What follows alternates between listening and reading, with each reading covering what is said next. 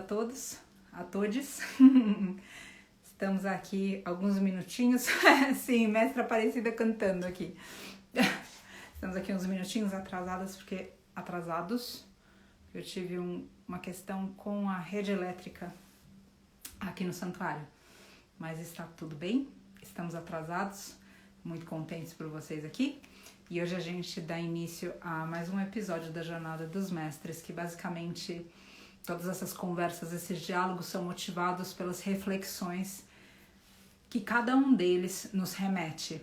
E em especial hoje, a reflexão para essa live veio de toda essa intensidade do santuário que vocês acompanham, ou seja, é o nascimento, é o resgate, é a passagem, é o ferimento, é o sofrimento, é o abusador, é o espaço em nós que reage para tudo isso e que muitas vezes começa a se ver parte, como transformar, enfim, a jornada dos mestres, ela provoca em nós reflexões.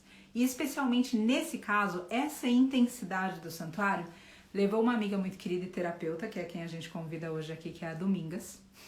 Ela mandou uma notinha na semana retrasada, ou passada, enfim, uma das semanas para trás, e falou: e você, Patrícia, como você está? E eu comentei com ela, eu falei: eu tô bem, e a gente tá aqui, toda a equipe firme no serviço.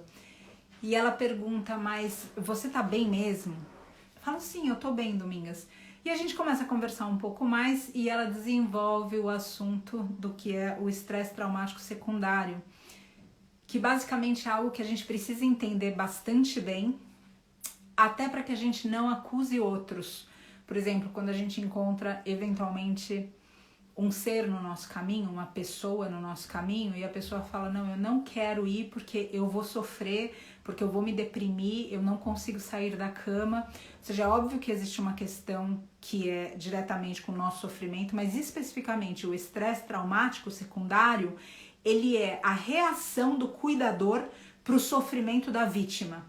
Dentro do veganismo e dentro de tudo isso que a gente vem estudando aqui, é muito fácil, estudando e sendo exposto, é muito fácil que a gente eventualmente se pegue nesse lugar. Qual é o lugar?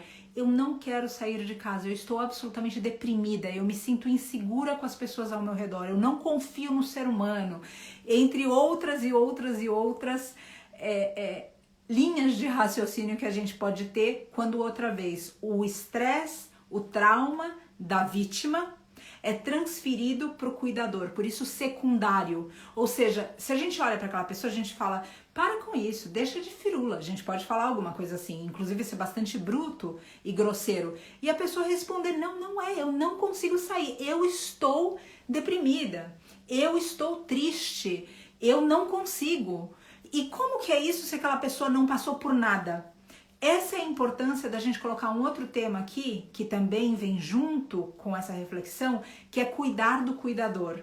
A gente que está na linha de frente de qualquer tipo de cuidado, a gente precisa se dar o carinho, se dar a atenção, e isso não tem nada a ver com egoísmo, isso tem a ver com que, se eu me cuido, eu consigo cuidar melhor dos outros. Agora, quando eu não me cuido e eu começo a tentar cuidar dos outros, então vira uma confusão generalizada, porque eventualmente eu não cuido nem do outro e alguém vai ter que cuidar de mim.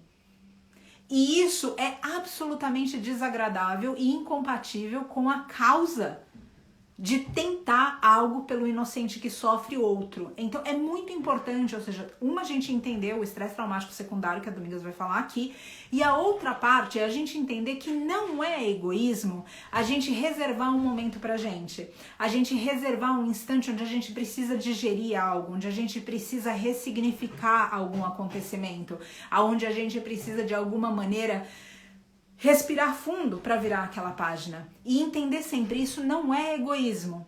A gente precisa ver isso com clareza. Se eu deixo de atender uma necessidade específica minha, eu não estou falando de um drama pessoal, nada disso, eu estou falando de algo real. Eu deixo de atender, eventualmente, aquele que eu cuidaria não mais é cuidado e alguém vai ter que cuidar de mim. Então, por que eu já não me adianto e já não cuido de mim, não por vaidade, não por algum tipo de distorção egóica, mas simplesmente para que eu esteja mais apta para o serviço? O tema da live, a Domingas vai saber desenvolver melhor que isso como terapeuta transpessoal, uma mulher de uma história pessoal repleta de superação, de transcendência, uma mulher que realmente é capaz de inspirar a gente, uma pessoa, um ser que é capaz de inspirar a gente na jornada pessoal em relação ao que a gente consegue superar e ao que a gente consegue inspirar outros também a superarem perto de nós. A Domingas tá aqui falando que ela tá aqui. Deixa eu chamá-la. Um momentinho.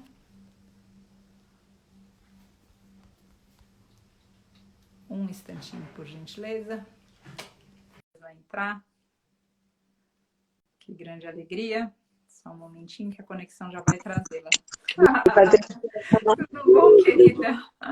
Agora é melhor. Tá me ouvindo bem? Tô sim. Bem-vinda, querida. Bem-vinda. Obrigada, obrigada. Ai, que bom, tava com saudade. Tava com saudade. Nós também, mais de 100. Estamos aqui com saudades de você. Que Eu bom adoro. Domingas, começando, eu iniciei um pouco falando para as pessoas. Você pegou desde o começo que eu coloquei? Peguei. Linda. Ficou ótimo. Então, basicamente, esses dois temas.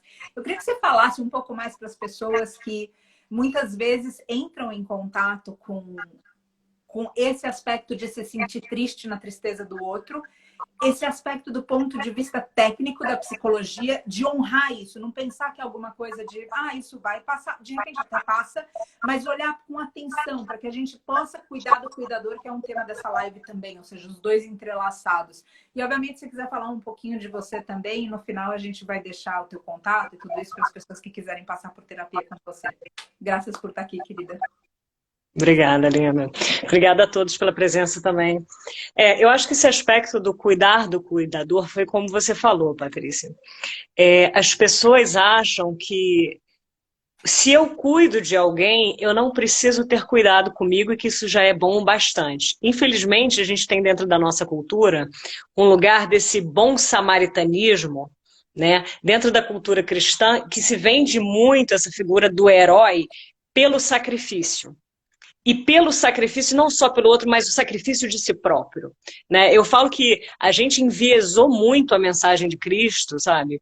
Quando a gente pega a imagem da tortura e tenta trazer isso para a nossa própria vida, achando que porque ele viveu tudo aquilo, nós também temos que viver. Só que exatamente o contrário do que Cristo pregava. Porque ele colocava uma mensagem de que se ele fez esse trajeto todo, se ele passou pelos espinhos, pelas dores, é porque ele queria que nós olhássemos aquilo e fôssemos purificados por aquilo para que nós pudéssemos viver não de dor, mas de amor. E aí a gente enviesou isso tudo, pegou aquela imagem e transferiu para a gente. Então, se eu me torno mártir, eu me torno automaticamente um herói.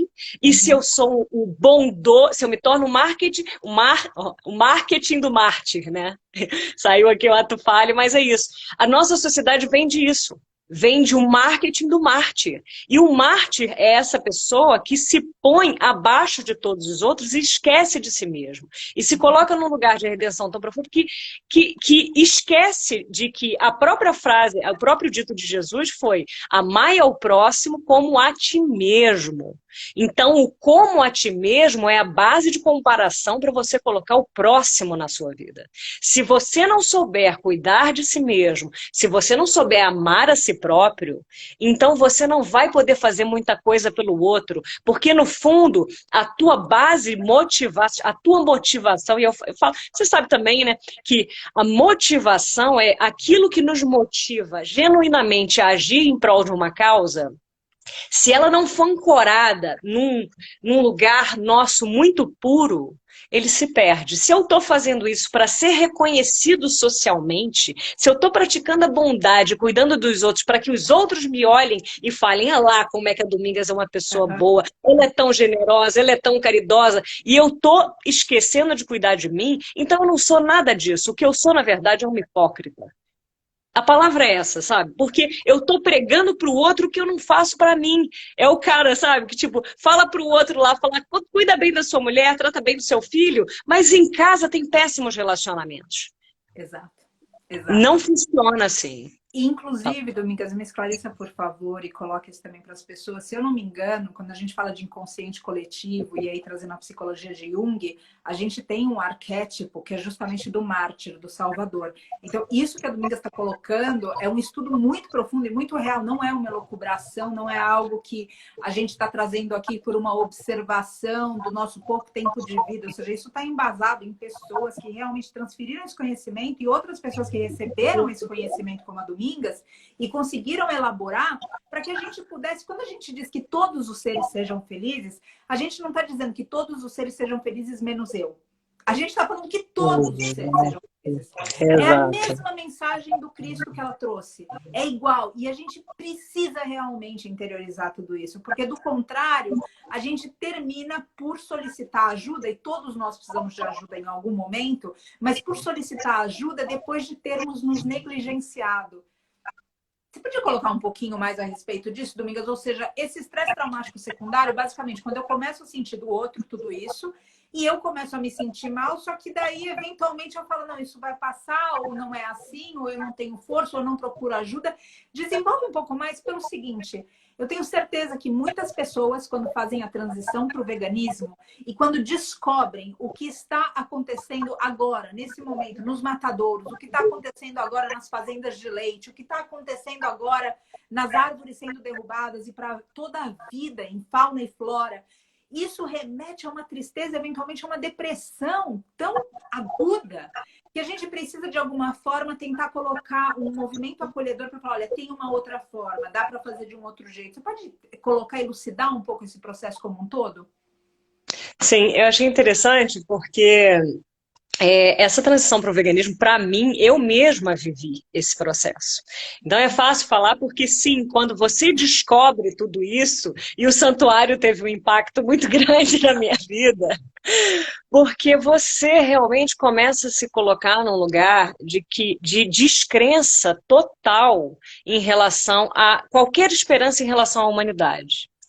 E quando a gente perde a esperança, é porque a gente realmente não tem mais nada a esperar, a gente entra no lugar de desesperança ou no lugar de desespero. E quando a gente entra no lugar de desespero, aí realmente a gente joga a toalha e acha, já que não vai ter nada a ser feito, então eu vou largar. E aí a gente perde a oportunidade de fazer o que vocês fazem pelo outro, que é dar seguimento ao serviço. E eu achei muito interessante porque teve uma live, se eu não me engano, com a outra Patrícia, que falava sobre a morte, o acompanhamento de pessoas, né, para a morte, doentes terminais, e você falava da necessidade da desromantização do serviço. E eu acho que isso é fundamental. Um amigo meu, que era terapeuta, ele falava o seguinte: Odô, a gente trabalha para a luz, mas a gente lida diariamente com as sombras. Então, se a gente não tiver consciência disso e de que as sombras nada mais são do que um espectro que ainda não foi captado pela luz. Então, o nosso caminho dentro desse serviço não é fingir que as sombras não existem, não é dizer que o mundo é todo sombra, não é dizer que não tem mais espaço para a luz ou para qualquer coisa, para qualquer ato. Não, é a gente reconhecer que se existe sombra ali, é porque existe ainda uma possibilidade da entrada de luz. Então, como é que eu faço com que os meus refletores, com os meus atos, com que as minhas palavras, com o meu serviço chegue naquele ponto? Então, se eu conseguir ser afetada por vocês e por esse despertar, e que no início desse despertar a gente sente muita raiva, a gente sente muito rancor, a gente fica muito ressentido, mas a gente também precisa aprender que a olhar para a dor, isso é uma outra coisa que também eu acho que a gente tem que debater aqui, por um outro viés, que não só o da escuridão, mas a dor como um lugar muito fértil, como uma semente de possibilidade para o nascimento do amor. Então, se eu conseguir, através das suas lives e do seu serviço, traduzir, por exemplo, a minha dor pro amor, porque eu tomava leite até eu conhecer o santuário. Eu já era vegetariana, mas eu não via problema em tomar leite. E aí, depois que eu conheci vocês, eu falei, gente, mas peraí. Aí eu falei, meu Deus, mas aí... Aí você começa a ficar com raiva de você começa a ficar com raiva do mundo, peraí. Mas não, não, não, não, não. Usa a energia, e eu falo muito isso para os meus pacientes dentro do consultório. Cuidado, porque a energia da raiva é uma energia de fogo. E como qualquer lugar de fogo, você precisa saber manuseá-lo. Então, pega esse fogo e utiliza ele para fazer de luz e calor. Com o fogo você acalora um espaço e você ilumina a vida, a sua vida. Mas não utilize esse fogo além da conta e entra em desequilíbrio, porque aí você vai gerar caos, destruição e cinzas. Cinzas de si mesmo e cinzas dos outros. Então é assim, o remédio, a diferença entre o remédio e o veneno está na quantidade, né? Tá na pressão que você utiliza. Então eu acho, Patrícia, que a gente precisa ter essa consciência de que não adianta entrar nesse outro, sair de um polo de falta de consciência total, entrar num polo de consciência total e aí simplesmente ficar paralisado, porque nesse polo você estava paralisado, aí você entrou para outro polo e você está paralisado. O que a gente faz dentro da psicoterapia? A gente precisa integrar os polos. A gente só consegue ter equilíbrio na vida quando a gente consegue integrar polos. E normalmente o movimento é esse mesmo. Eu falo para os pacientes, eles assim, por exemplo, nossa, mas eu não falava, eu não tinha boca para nada. Aí ele começa a falar, ele fala tudo, estoura tudo. Aí ele fala, Domingas, mas agora eu estou me tornando insuportável. Eu falo, calma que esse é só um processo natural de integração. Você sai do 0, você vai para o 100 e depois você vai voltar para o 50. Aí você transcendeu. Quando você encontra um lugar de coexistência para os dois polos, você transcende. E esse lugar de coexistência dentro do serviço, é você entender que existe luz no mundo, mas também existem sombras. E é interessante que eu estava estudando pesquisas que falavam que dentro do estresse traumático secundário, ele acomete muito mais pessoas jovens, porque pessoas jovens têm esse ímpeto, né, mais de não querer entender um pouco dessa utopia ainda de não querer olhar para a realidade como a realidade tal como ela é. Tem luz, mas tem sombra. Tem gente boa, mas ainda tem gente ali praticando, né, o mal. Por quê? Por falta de conhecimento, de ignorância e desenvolvimento espiritual e tudo mais. Então, e mais homens do que mulheres. Por quê? Porque as mulheres ainda têm essa facilidade dentro do patriarcado de provocar a fala, de discutir, de debater. Os homens não podem chorar, não pode, então só pode atingir o lugar de raiva ou então de evasão, né? Então eu acho interessante porque quando a gente nota isso, essa diferença entre pessoas jovens e pessoas e homens, você vê que a gente precisa começar a reconhecer todas as polaridades e tudo que está dentro desse espectro. Quando a gente consegue reconhecer esses dois polos e tudo que está aí dentro, fica mais fácil você fazer o serviço sem se perder, sem criar esse lugar de apatia, sem achar que tipo, o mundo acabou e pronto, eu não tenho mais nada a fazer. Não é assim que funciona, você tem muito a fazer. E uma coisa que você sempre falou, que sempre me traz, porque sim, às vezes a gente entra nesse lugar de, cara, não é possível, assim, essa história do boizinho, hoje eu li sua mensagem, comecei a chorar, eu falei, respira, assim, tem muito a fazer. Usa a força desse animal, usa o aprendizado que você teve com ele e transforma isso em energia para você não se perder do serviço. Exatamente. Eu vejo, Domingas, e usando esse gancho do serviço que você colocou e falando sobre essa primeira reação que é a gente se paralisar. Porque realmente quando a gente incorpora a dor que existe e a inconsciência, então aqui também eu vou para efeito da gente tentar amenizar, e sim é maldade, sim é mal, mas eu só estou tentando trazer uma outra perspectiva e eu tenho certeza que você vai me acompanhar nisso, para a gente tentar amenizar muitas vezes essa fúria, porque como você falou, é uma energia de fogo. E se a gente não tomar cuidado, tudo isso realmente reverbera a ponto de destruição. E a gente precisa lembrar que o amor constrói e a raiva destrói. Então, como que é que eu lido com essa energia? Porque a gente também tem, já que você trouxe Cristo na própria Bíblia, que o amor é um fogo que arde. Como a gente usa esse poder para construção e não para destruição? Então, quando você coloca esse primeiro momento de paralisação, é quando a gente pensa que não existe nada para ser feito. E esse instante do serviço é onde a gente consegue amenizar. É óbvio que a gente não consegue olhar e falar, putz, eu quero que todo mundo de hoje para amanhã seja vegano. De hoje para amanhã ninguém mais vai bater em enfim, em uma pessoa de uma minoria. De hoje para amanhã não vai acontecer. Então a gente vai precisar usar de paciência e vai precisar usar alguma forma de contrapor esse fogo, mas levando ele para ação. E por isso que eu acho muito importante a gente sempre falar a respeito do serviço, porque o serviço é onde a gente consegue amenizar e falar, não é simplesmente a gente olhar e dizer, eu não sou parte disso. Não é simplesmente a gente olhar e falar, eu não sou parte do mal, e aí a palavra que eu gostaria que a gente refizesse, da inconsciência.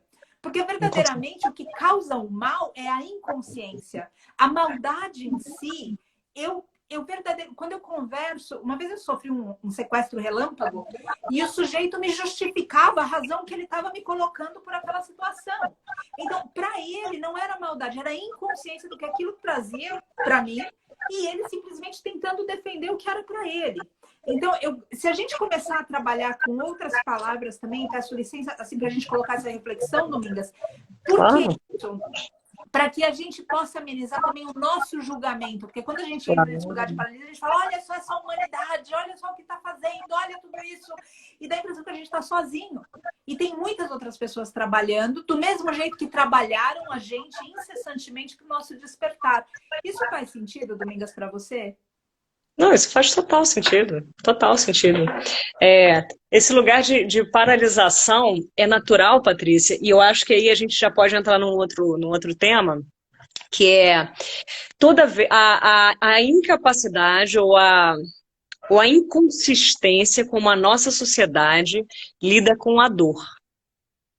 Porque toda vez que a gente, principalmente com a dor psíquica e a dor emocional, porque o que eu penso é assim, toda dor, e é muito interessante, porque eu trabalho fazendo a sessão de resgate da criança interior, né? E é muito interessante, porque quando você coloca o paciente ali em contato com a primeira dor, com as dores deles da infância, rejeição, medo, sentimento de desamor, uma série de sentimentos, ele entra naquele estado de paralisia. É uma técnica que é acesso subconsciente profundo, então ele fala assim, ele vê um escuro, ele vê um abismo, ele vê um armário que ele não quer abrir, é sempre uma coisa que causa dor, que causa angústia. E aí ele fala assim, eu tô vendo uma escuridão. Aí eu pergunto, mas e aí, você tem como se aproximar dela? Aí ele fala assim, eu até poderia, mas eu tenho muito medo. E aí eu falo assim, mas calma, conversa com a sua dor. Mas eu não posso, a dor é minha inimiga. Eu falo, não, a dor não é sua inimiga. A dor é só um túnel que você precisa atravessar para que você encontre a luz e libertação. Ali você vai descobrir que por trás daquele véu todo estava amor. Aí a pessoa, será? Eu falo, aí eu vou orientando a pessoa e a pessoa de repente, aí ela coloca o pezinho, fica nesse sentimento. Sente essa dor. Ela é muito maior do que você imaginava? Não. Não, ela não é tão assim. Na verdade, ela tá ficando mais clara. Olha, agora eu tô num jardim florido.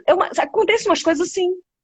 Então, o que eu percebo cada vez mais é que a gente não é ensinado a lidar com a dor, isso para a indústria, para qualquer dor que seja, né? Dor física, dor emocional. Eu não posso ter uma cólica, eu já não tomo mais remédio, já tenho uns 4 anos, para cólica, para dor de cabeça. Eu entendi que se eu conversar com o meu corpo, se eu falar com ele, a gente se entende, e aí você entende de onde que aquela dor emocional está se fazendo psicossomatizada, né? No corpo, e aí tudo vai se desenrolando, e isso acontece muito na sessão da criança, porque a minha porta de entrada é uma dor física. Uhum. E eu falo assim, onde é que você está sentindo um incômodo? Estou sentindo uma dor no pescoço, aí a pessoa fala, eu falo, ok, então vamos olhar para essa dor, e por trás dessa dor física está a dor emocional. Termina a sessão e eu pergunto, você está sentindo alguma coisa no pescoço? Não estou sentindo nada, a dor que aconteceu. É claro, não era uma dor física, era uma dor emocional para a qual você tinha medo. E aí a gente entra na indústria, por exemplo, a indústria farmacêutica. Ela tá louca para te adoecer. Ela produz tudo para que você tome um remédio e depois você precisa tomar um remédio para curar os malefícios desse remédio. E aí você fica sempre enganchado nisso e a gente vê a quantidade de farmácias que você tem em cada esquina. O que isso revela? Isso revela que nós estamos desesperados por fugirmos da dor. As pessoas que não querem fazer terapia. Hoje eu postei um Reels falando nisso, assim, olha, existem, não, eu não preciso, eu faço tudo sozinho, eu dou conta de tudo, eu sei lidar com a minha dor. Eu penso assim, gente, quando eu tô com uma cárie, eu posso muito bem pegar um alicate aqui em casa e puxar, arrancar o meu dente. Se eu quiser, eu posso fazer isso. Mas se eu tenho um dentista para amenizar e me ajudar na minha dor, por que eu não faço isso? E a mesma coisa com a terapia. Porque as pessoas têm tanto medo das dores e elas não entendem que quando elas ficam nesse registro da dor, elas não conseguem viver uma vida com verdade. E o problema de quem entra nesse sofrimento do estresse, da síndrome do... Ai, perdi a palavra. O ETS. Estresse traumático secundário, o ETS. O estresse traumático secundário é que ela, primeiro, ela se confunde com a dor do outro. E aí a gente tem que entrar num lugar separando algumas coisas, eu acho. A gente tem que falar, primeiro, a empatia dentro, a nível de funcionamento no cerebral, assim, ela tem duas vias, uma cognitiva e a outra afetiva. A cognitiva é você ser capaz de se colocar imaginativamente no lugar do outro. E entender, isso é altamente positivo, porque a gente se conecta com o outro e sabe como ajudá-lo da melhor forma. Exato. E tem a via afetiva. A gente precisa tomar muito cuidado com esse lugar do afetivo, porque quando a gente entra por essa via do afeto, a gente normalmente se afeta. É quando você emocionalmente é afetado. Por isso que é a palavra afeto. Afeto significa que você é afetado por aquilo.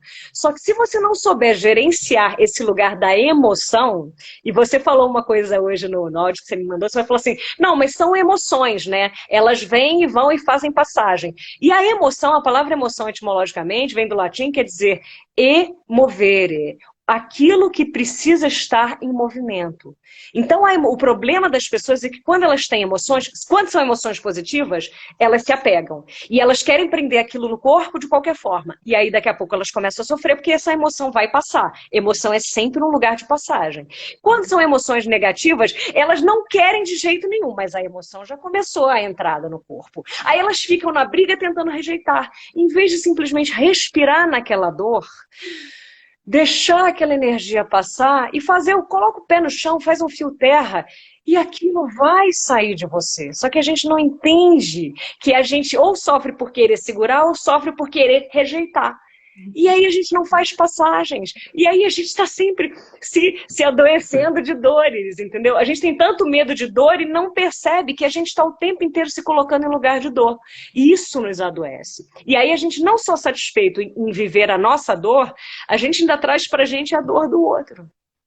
E aí a gente entra nesse lugar da empatia afetiva, negativa, que também conhecida por contágio emocional. Então eu me contagio emocionalmente com a dor do outro de um modo que eu desrespeito o outro, cara.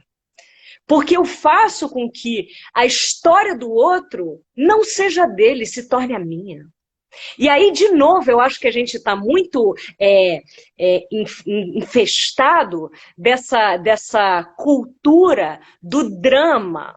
Nós somos criados à base dos conflitos. Olha toda a literatura a nível ocidental, de todos os tempos, desde a Grécia Antiga, e você vai entrar nas tragédias gregas, e é isso. A gente é criado na base da tragédia. Quanto mais a gente sofre, melhor é. Quanto mais os relacionamentos são conturbados, mais sacrificiosos, mais amor envolvido está ali, entendeu? Isso não faz sentido. Eu queria te interromper um segundo para colocar um aspecto cultural aqui para as pessoas prestarem atenção nisso no dia a dia. Quando a gente está triste, ninguém fala para nós, a menos que a gente já esteja à beira de depressão, chorando, cabisbaixo, com o corpo deformado. Ninguém fala para nós algo como o que aconteceu com você. Ou seja, esse traço de empatia, ele é anulado por algo de tudo bem, todo mundo sofre, todo mundo sente dor e a vida é assim mesmo. Ao contrário, quando a gente vê uma pessoa feliz, a gente faz chacota. A gente, cultura, tá? A gente, sociedade, não a gente, cada um de nós. Não estou sendo pessoal aqui. A gente faz a chacota no sentido, por que você tá assim? Você viu passarinho verde? Ou seja, o alegre é tido como anormal.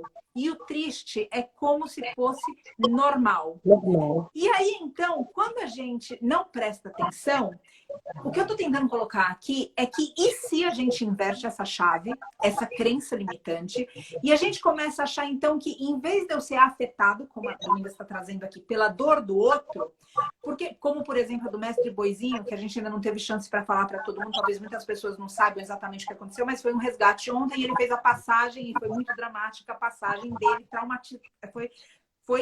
Ele não queria ir, ele estava indo. Depois eu vou fazer uma live a respeito disso. Mas se a gente se deixa afetar pela dor do outro, a gente perde a oportunidade de fazer com que o outro experiencie algo superior. Porque a gente pode ou receber ou dar. É óbvio que a gente está dando e recebendo o tempo todo. Mas eu estou colocando aqui que eu gostaria que a gente, em vez de interiorizar a dor do mundo, que essa dor fosse essa válvula que a Domingas colocou aqui com uma outra palavra para gerar uma insatisfação para mudança e para o serviço. Então, a partir da hora que dói em mim a dor do outro, em vez de eu cair com ele, o que eu posso movimentar para levantar aquele ser? Exato. E quando se diz para levantar, porque as pessoas acham, mas ele já morreu.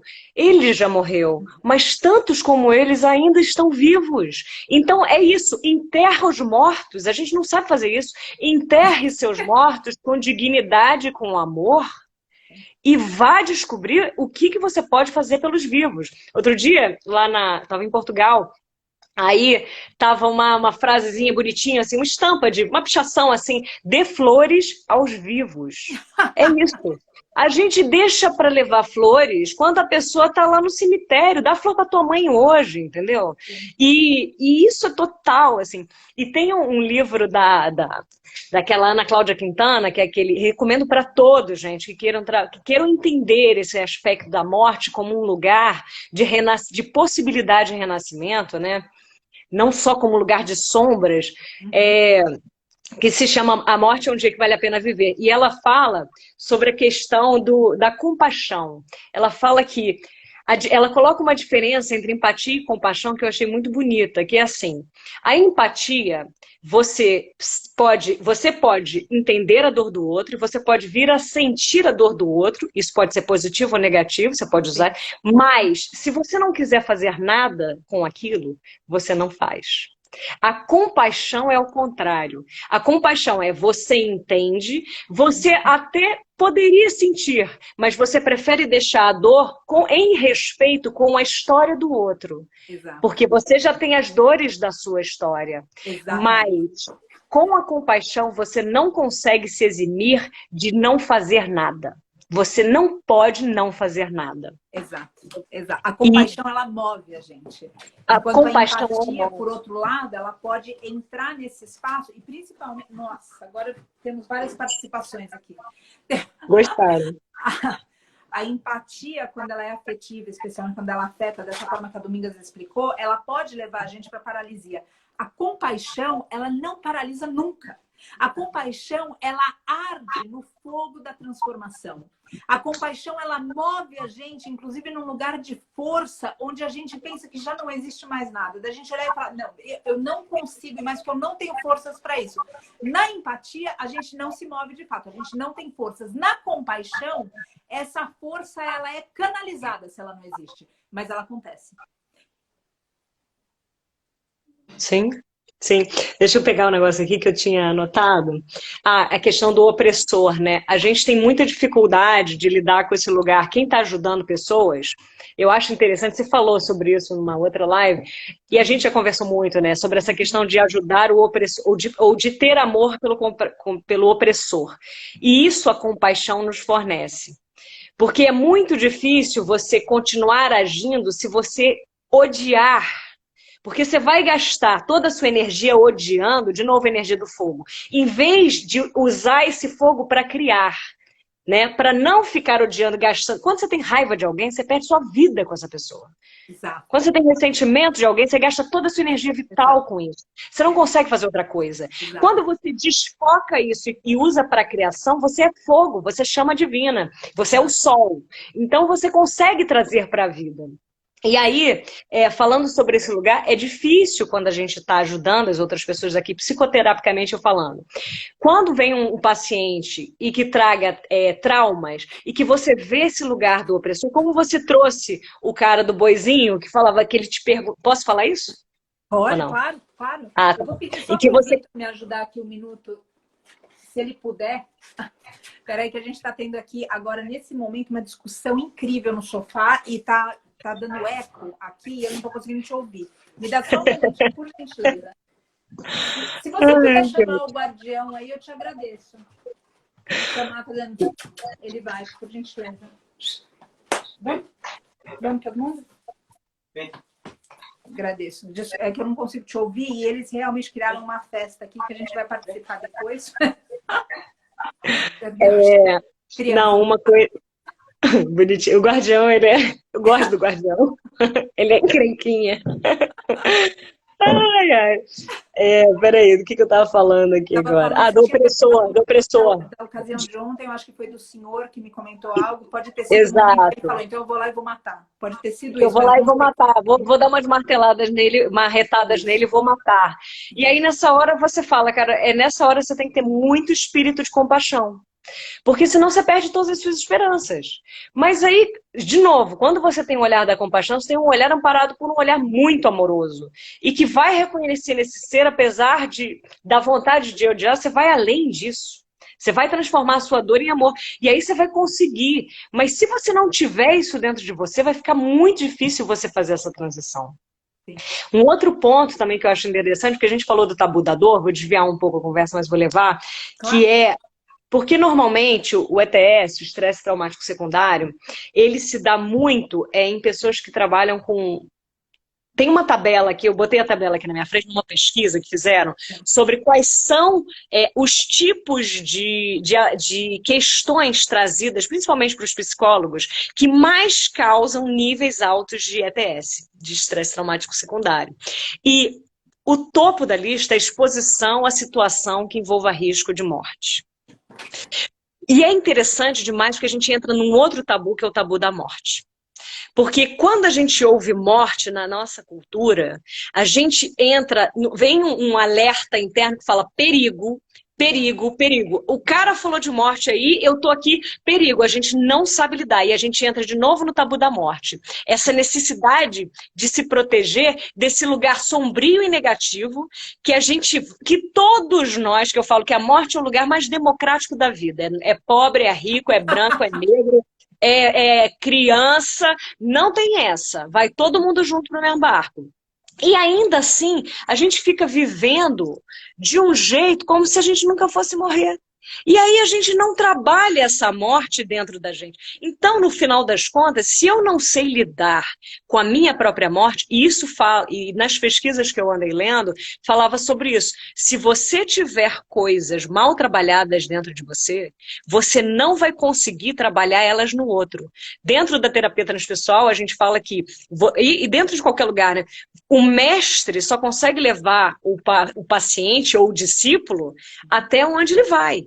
Se eu só vou até aqui, não adianta eu ter um paciente que vai até aqui, que eu vou estar guiando, eu vou ser um cego no escuro guiando a pessoa.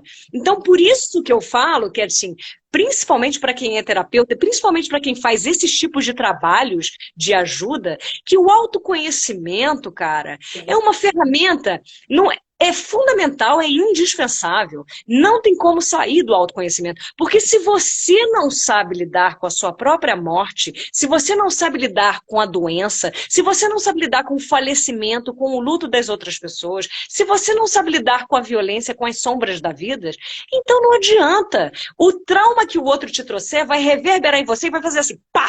Você vai explodir. Vai ser um gatilho. Vai ser um gatilho e você vai explodir. E o interessante é que tem um cara que ele é Hans Selyen, é um cara que ele fala sobre o estresse biológico. Ele fala sobre as 3 fases do estresse biológico. Ele fala sobre a fase de alarme, que é quando o corpo começa a dar sinais mínimos de que você está vivendo aquela pressão. O estresse quer dizer tensão. Então, seu corpo vai tentar reagir àquela tensão de maneira a te preparar para luta ou fuga, Luta. perigo.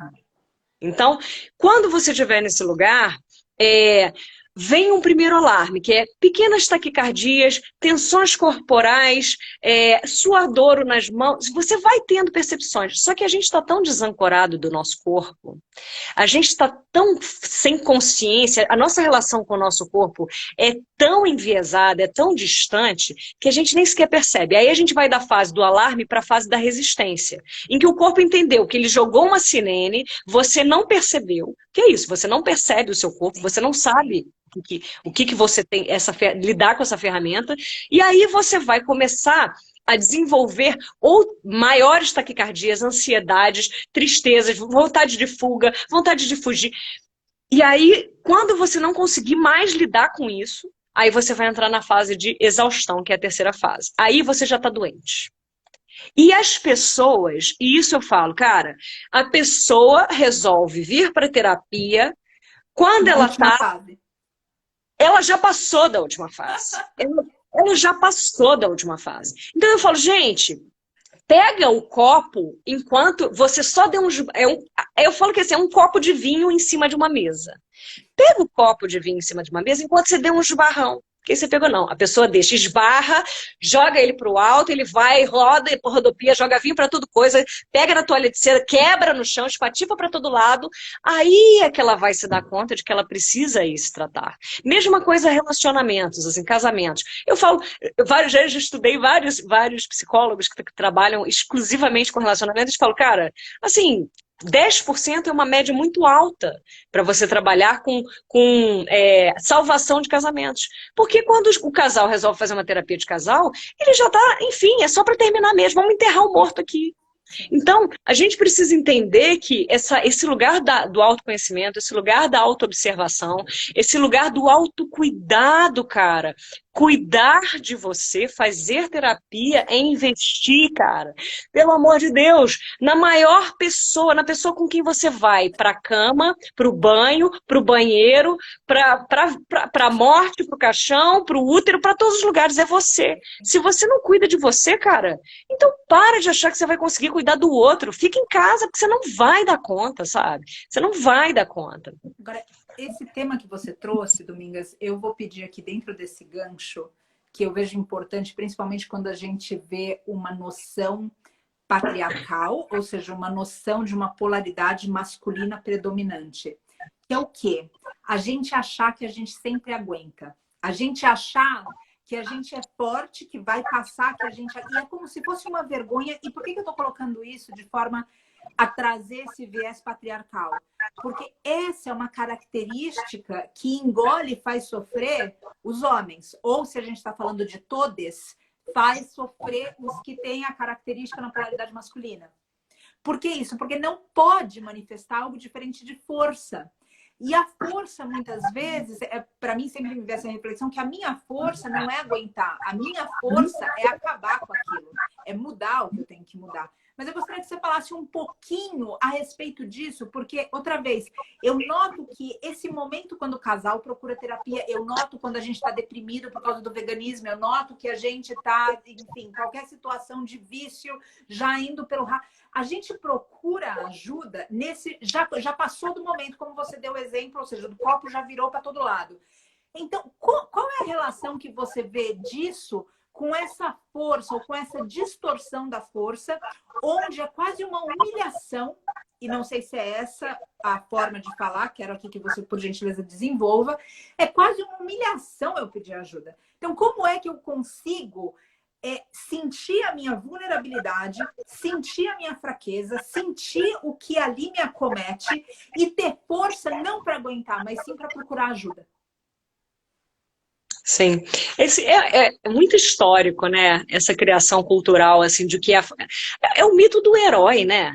A gente precisa ser o herói, e o herói é o cara que atravessa areias movediças, luta com dragões, vales de espinhos, sozinho, e no final das contas ele é a República da Espada. Ele desembanha a espada e diz, eu consegui. Bate no peito como se aquilo fosse uma coisa extraordinária e maravilhosa. Eu penso assim, gente, que burrice. Você tinha uma equipe atrás de você, você podia contar com tanta gente podia ter chegado junto de você, você podia ter conversado com o dragão, você podia ter aparado os espinhos, você podia, sei lá, ter feito tanta coisa. E não, né? Deixa eu fazer tudo sozinho. Para mim, isso é a síndrome de uma sociedade masoquista. Que ela prefere sofrer sozinha do que não sofrer em grupo. Sabe? Para mim não faz sentido nenhum, assim, é uma vergonha. E é engraçado, Patrícia, você falar sobre isso, porque eu vejo terapeutas, pessoas que trabalham com ajudas, acham que é humilhante pedir ajuda.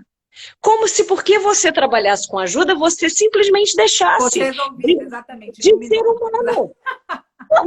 Você se transforma num unicórnio de Nárnia. E aí, cara, tipo assim, sabe, meu amor, tipo assim, acorda, você é mais um ser humano. Aí eu brinco, assim, né, com os meus pacientes. Tem muitos terapeutas que me procuram e começam a chorar e ficam constrangidos. Aí a primeira coisa que eles falam assim, ai, Domingas, desculpa, eu sei, assim, eu deveria estar sendo forte aqui, você deve estar pensando muito mal de mim, você é uma péssima terapeuta, e não sei o quê. E aí fala assim, eu duvido que você, como terapeuta, chore assim no consultório da sua terapeuta. Eu falei, eu não choro, eu esgoelo, eu me arranco, eu me mato. Porque, pelo amor de Deus, eu tô pagando caro para ter alguém ali para me ouvir, aí eu vou ficar bancando uma de fortuna de fazer fita?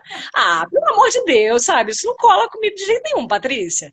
Nossa, na hora que eu tenho que chorar, eu choro. Na hora que eu tenho que ser chata, eu sou. Na hora que eu tenho TPM, eu tenho. Eu acho que a gente precisa aprender a lidar com as nossas verdades e entender que os nossos lugares de vulnerabilidade só admite que é fraco quem é muito corajoso e forte. Porque quem é forte, pseudo-forte de mentira, fake, não tem coragem, não tem culhão para admitir que é fraco quando é fraco. Então eu acho que assim, as pessoas que se colocam ali dizendo que estão... E aí, tá tudo bem hoje? Não, meu dia tá uma merda, tô me sentindo um cocô. Ai, sei lá, sabe aquele dia que você se sente assim, a pior pessoa do mundo, me sinto mal profissional? Você acha que eu não tenho esses dias? Claro que eu tenho. Então, assim, ficar fingindo isso pra quê? Pra agradar quem? Pra ficar... Que personagem é esse que eu tenho que criar pra quem? Pra quê? Não cola, cara. Então aqui eu vou pedir para a gente trazer um outro tema dentro disso, e quem tá, ou seja, para a gente acompanhar esse estresse traumático secundário, ele vai trazer vários papéis, ele vai deflagrar vários papéis e vários sistemas de crença, e ele vai revelar para nós a nossa própria dor, muitas vezes projetada no outro. Inclusive, para a gente entender essa diferença que a Domingas trouxe de uma maneira tão sábia da compaixão e da empatia, que a empatia vai paralisar eventualmente a gente, enquanto a compaixão vai fazer com que a gente se mova e as emoções vêm e vão e a gente continua no serviço porque a gente está ancorado no amor. A Domingas trouxe agora a questão de sociedade masoquista. E eu vou trazer aqui uma outra sociedade uma outra noção dessa sociedade que eu quero que a Domingas comente também, que é a sociedade cultura Instagram. Ou seja, somos todos felizes, perfeitos, iluminados, e não se demonstra nada de imperfeição. Então, ou seja, o que acontece? Isso cria relações rasas, porque qualquer relação que se aproxime vai causar um momento aonde se revelam em nós as nossas fragilidades, que, como a Dominga já trouxe, só para alguém muito resolvido, tudo isso vai manifestar. Porque, do contrário, isso vai para debaixo do tapete e vai aparecer depois somatizado. Ou seja, a gente deixa de morrer de velho, a gente morre por somatização. E hoje, na nossa sociedade, a gente morre somatizado. A gente não desencarna mais porque o nosso corpo ficou velho.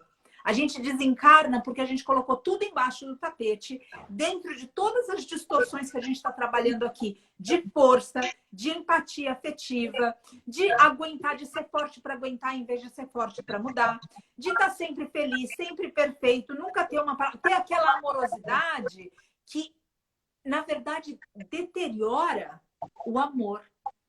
Porque o amor às vezes é duro. O amor, quando ele educa, ele é austero. O amor, quando ele se posiciona, ele tem que lidar com a rejeição.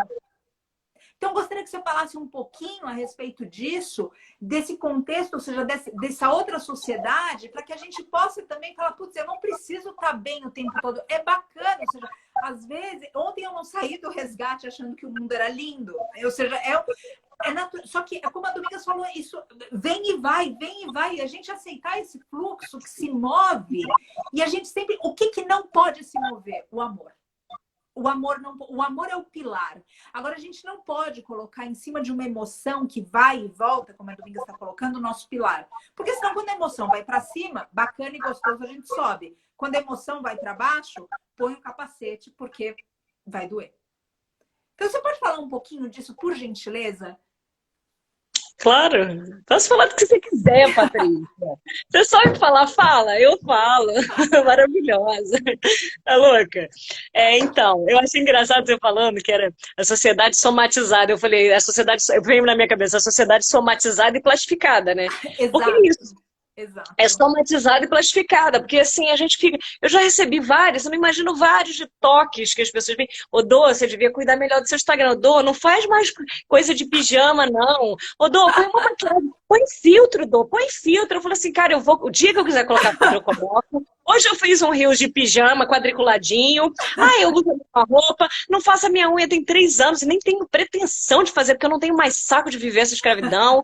Então, assim, sabe, tem coisas assim que eu não tenho mais vergonha de esconder nada. E eu acho que é isso que é liberdade. E é isso que as pessoas não têm. As pessoas hoje em dia, elas estão cativas. Cativas para projetar uma imagem para um bando de gente que o dia que você ficar doente não vai te levar um prato de sopa. E você fica lá chamando eles de amigo, sem saber nada. Então, assim, gente, eu fiz vários amigos como você, aqui no Instagram, mas são sempre lugares pautados em profundidades. Porque, assim, se você tá aqui para ficar fazendo encenação, então, assim, tudo bem, você vai vender muitos cursos, você vai ter as marcas te patrocinando, você vai ter tudo, mas relacionamentos reais você não vai ter. Então, você também tem que saber escolher o que você quer aqui dentro. Você tá usando essa ferramenta só para ganhar dinheiro e para vender coisa? Tá maravilhoso. Então, meu amor, enche a tua cara de filtro e tá ótimo.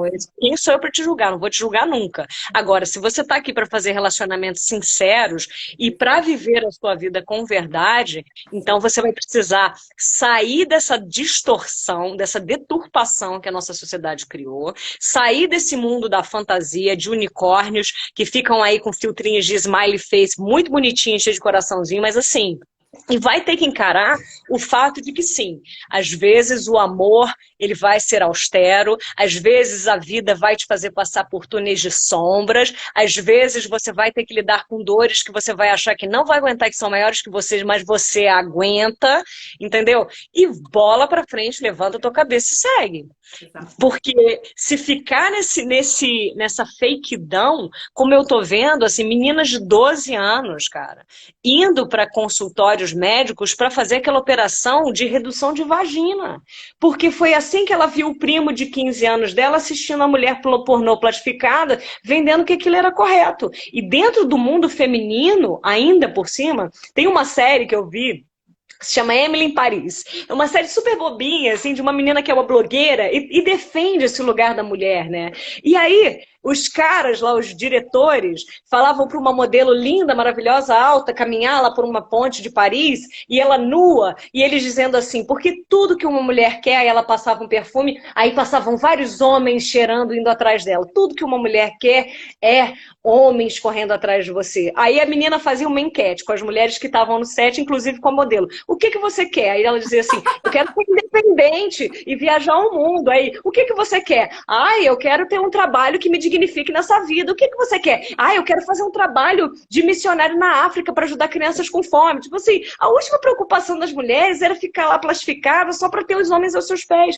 Até porque, vamos combinar, né? Se a gente tiver realmente se transformando num lugar em que a gente vai atrair esses homens, primeiro, você nunca vai poder acordar no seu normal, na hora normal. Você vai ter que acordar meia hora antes para ir ao banheiro, para depois sair aquela mulher lá de revista que ele vai querer. Segundo, você nunca vai poder envelhecer.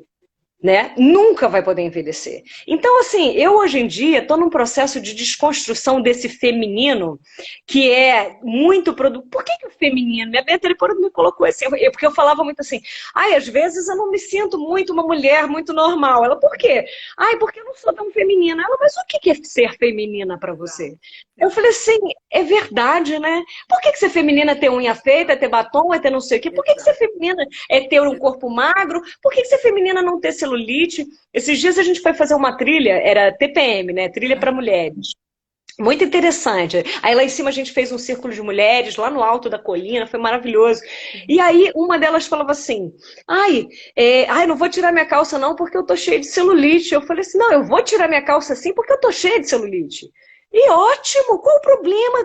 Sabe, a gente fica ali, né, matando os nossos prazeres, as nossas diversões. Porque eu não posso assumir o meu corpo e a minha dignidade do jeito que ele é? E se eu quero ter alguém que me ame de fato, eu tenho um casamento de 15 anos, né? Meu amorzinho tá aí, já tá aqui, tá lá, ela tá aí na Espanha agora. Então, se eu tenho um casamento de 15 anos, eu preciso aprender a olhar para a pessoa com quem eu estou e aprender a amar a cada ruga que nasce no rostinho dela.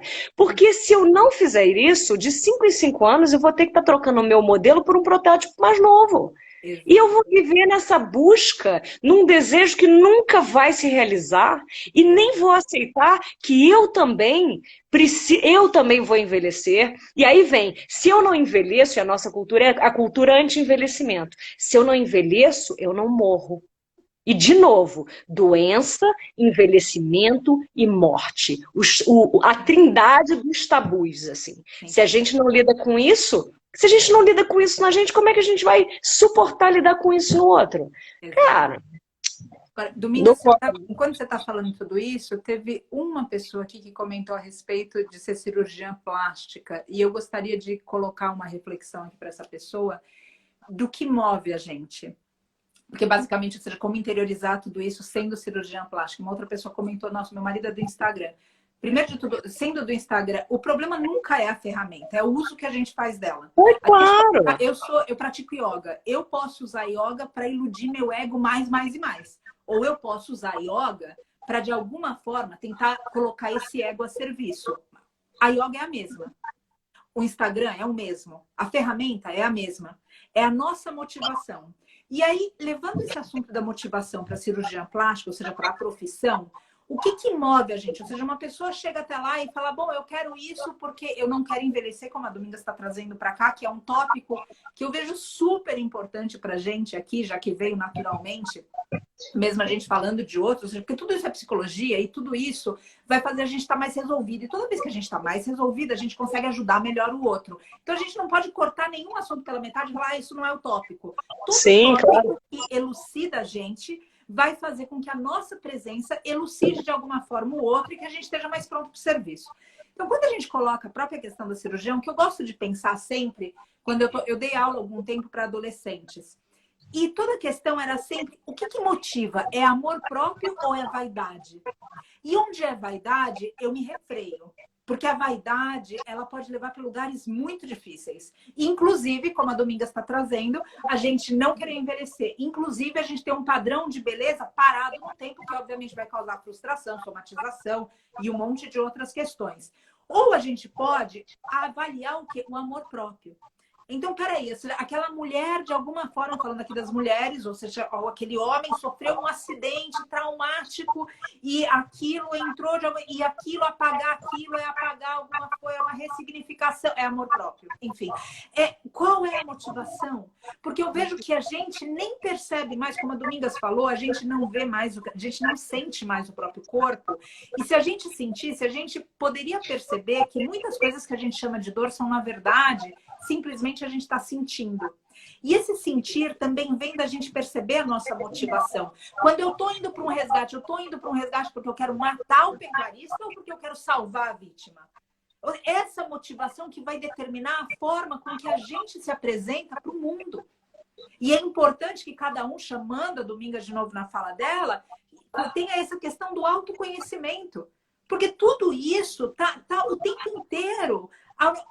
As possibilidades para subir e para descer, essa é uma beleza desse mundo. Está em todo lugar. A gente pode pode olhar para o mestre animal e falar: bom, mestre animal, então você está aqui para ser carne, porque você me serve. Ou a gente pode olhar para aquele mestre animal e falar: mestre animal, que bom que você está aqui suavizando a energia planetária, porque se dependesse só da nossa humanidade, talvez a gente já teria explodido a Terra. O mestre animal é o mesmo. A mulher, quando a gente olha para ela, se a gente objetifica aquela mulher, se a gente trata como um objeto aquela mulher, ou se a gente trata ela como uma igual, a mulher é a mesma. E se a gente não olha essa motivação dentro de nós, a gente começa a projetar nos demais. Por isso que nenhum tópico aqui se exclui. A gente está falando de todas as maneiras possíveis da gente se regenerar. E se esse assunto começa com estresse traumático secundário, ou se ele começa no patriarcado, ou se ele começa no resgate, não importa. O importante é que a gente chegue na conclusão de ser um ser humano melhor. Sim, e eu não tô falando isso assim, criticando quem faça cirurgia, não, tá? Até porque eu tenho milhares de pessoas e eu mesma não sei se daqui a um tempo eu não vou fazer. A questão não é essa. A questão é o que você colocou. Você está ali para fazer aquilo porque você quer ser amada pelos outros e admiradas, ou porque você quer olhar no espelho e falar: ai, esse narizinho combina mais comigo, eu gosto. É para mim, é por mim. Eu acho que a motivação é essa. É para mim, é por mim. É porque eu quero o outro me olhando, é porque eu quero que o outro me veja, é porque assim eu vou, o outro vai me aceitar, vai me amar. Aí você não tem que pagar uma plástica, você tem que pagar uma terapia. Entendeu? Porque aí vai ser muito mais eficiente que a plástica. Agora, se for porque, não, tô com essa papinha aqui, quero tirar e não sei o quê, eu tô fazendo por mim, que eu vou me... Então tá ótimo. Então faça. Não tem nada... Mesma coisa no Instagram. Eu também trabalho com o Instagram, você também trabalha com o Instagram. E a questão é essa. Que tipo de conteúdos você quer levar? A motivação, Patrícia, o que você fala a motivação é a base de tudo. Eu sempre falo assim, olha... Por que é que você está fazendo isso? O que é que está te levando a fazer isso? Ai, eu não sei, é porque eu quero impressionar meu chefe. Ai, é porque eu queria que meu pai me amasse. Esquece. Porque, no fundo, o que você está fazendo você está colocando o resultado daquele seu processo íntimo no outro, no reconhecimento do outro. E se aquilo não vier, você vai ficar frustrado, vai se sentir rejeitado, o tiro vai sair pela culatra. Você vai assim, se sentir muito, as suas expectativas e seus sonhos vão ser quebrados. Então, eu estou fazendo isso. Por que eu sou terapeuta? Por que eu trabalho com isso? Porque para mim faz sentido, porque eu já fui muito ajudada por terapeutas. Eu me tornei a pessoa com a força que eu tenho hoje, com a minha verdade tão integrada dentro de mim, porque eu fui beneficiada por pessoas que se colocaram nesse papel que hoje eu estou me colocando para outros. Então eu só estou passando adiante o lugar de gratidão. Isso faz sentido para mim. Então se você Instagram leva mensagens boas, faz sentido para você, você está ajudando, tá não sei o que, caraca, maravilhoso! Então joga isso pro mundo e bate palma para você mesmo, tá bom? Não tem problema. E isso que você fala estude a motivação que faz o seu coração seguir naquela direção. Se a motivação for correta, o resultado daquilo não tem erro. Estava falando hoje no story agora, falando assim, engraçado, né? Eu faço stories de pijama, eu faço não sei o que, não sei o que. Aí ontem entraram 3 pacientes, hoje mais 3 pessoas já me perguntaram, e tem gente que tem não sei quantos mil seguidores, e fala, pô, não tô tão bem, não tenho tanta gente, não sei o que. Porque o meu trabalho dentro do consultório é o meu lugar de mostrar o que eu faço. Então ali eu me dedico com integridade, com verdade e integralidade. E aí o que acontece? O paciente que está comigo, ele me indica para outros. Eu nem peço, eu nem preciso, eu não preciso de... Então é isso que eu acho, sabe, Patrícia? Porque a minha motivação, ela é tão genuína que a pessoa sente. A gente sente, cara. Exato. A gente sente, a gente emana uma energia diferente quando a gente faz o que a gente faz, porque é o nosso coração que está movendo a gente, sabe? Pela motivação. E um tópico também aqui, ou seja, a gente vai desenvolvendo a fala, né? Ou seja, de acordo com o diálogo, óbvio. Você falou sobre a expectativa. E eu também gostaria da gente pautar isso aqui, entender o que é expectativa. Então, por exemplo, se eu tenho a expectativa de que cada vez que eu falar, por exemplo, dentro do veganismo, a pessoa que me ouvir vai ser vegana, e obviamente isso não vai acontecer.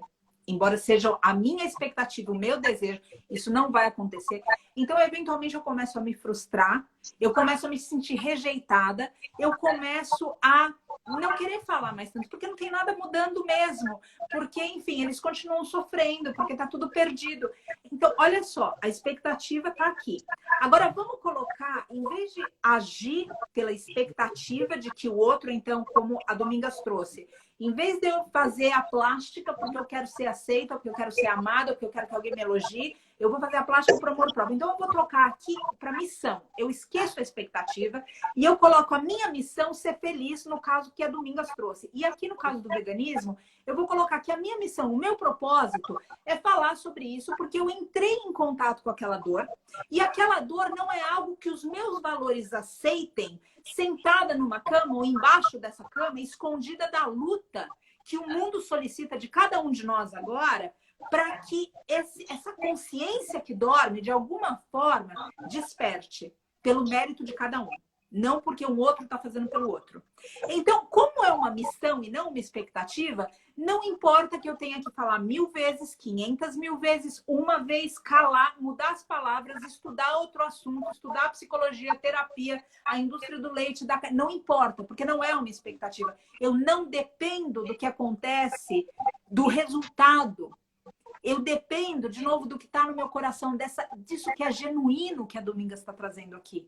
E o que eu gostaria dentro desse genuíno também é que a gente se manifestasse de maneira verdadeira. E uma das verdades que eu gostaria que a gente interiorizasse é que ninguém aqui quer fazer o outro sofrer. Então, como é que, se eu ajo de acordo com os meus princípios e os meus valores, como é que a minha vida é terminando essa live? Como é que a minha vida é amanhecendo? Como é que a minha vida é agora? Porque a gente precisa ligar tudo isso. Senão a gente fica aqui num exercício intelectual e a vida está acontecendo lá fora. E quando a gente desliga a live, a gente vai para aquela reflexão primeira que a Domingas trouxe, ou uma das primeiras, sobre a hipocrisia. A gente sabe de algo, mas não faz nada a respeito. Então, como a gente alinha tudo isso para transformar isso em missão e verdadeiramente colocar o intento da nossa existência na motivação primeira do nosso coração? O coração, a motivação dele não é vingança. Isso pode ser do ego. A motivação do coração não é fazer justiça pelas próprias mãos. A motivação do coração não é vaidade. A motivação do coração... Então, como é que eu, depois de escutar tudo isso que a Domingas trouxe para cada um de nós, como é que eu alinho a minha vida ao meu coração? E aí, com isso alinhado, até quem hoje está triste, em depressão, sem esperança, vai encontrar força. Porque o coração, ele é invencível. O coração, eu já falei em outras lives, o coração, o amor, ele vence a morte. O amor é capaz de fazer essa dama mística esperar, mesmo quando o corpo não suporta mais aquela alma. Então, eu gostaria que a gente tivesse uma reflexão como essa. Como é que a gente alinha daqui, depois de escutar tudo isso, para que a gente sinta força, mesmo quando esse estresse traumático secundário, mesmo quando a vaidade, mesmo quando a rejeição, mesmo quando tudo isso bater a nossa porta, a gente encontrar um centro de força para transformar. Um centro de força para agir.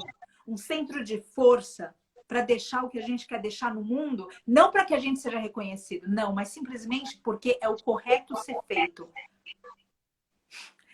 Domingas, você poderia, dentro de toda essa fala, porque eu tô aqui olhando o horário e a hora sempre voa quando a gente está em conversas tão lindas.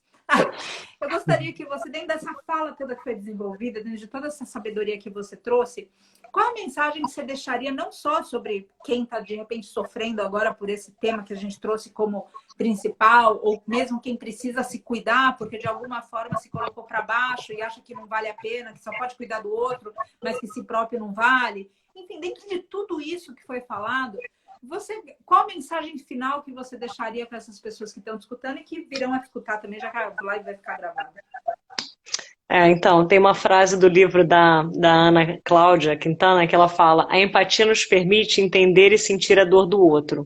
A compaixão nos permite ir além, nos permite transformar o sofrimento do outro, usar a dor do outro como um portal na direção da luz e do amor.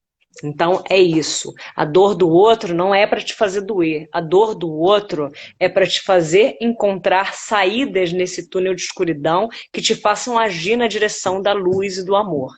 Então eu acho que assim, nós somos missionários, eu falo assim, nós somos missionários da luz, nós somos missionários do amor, nós precisamos não não arrefecer. Nós precisamos, foi aquilo que você falou, fazer diariamente aquilo que precisa ser feito. Não importa, eu falo aqui em casa, falo assim, com todo carinho.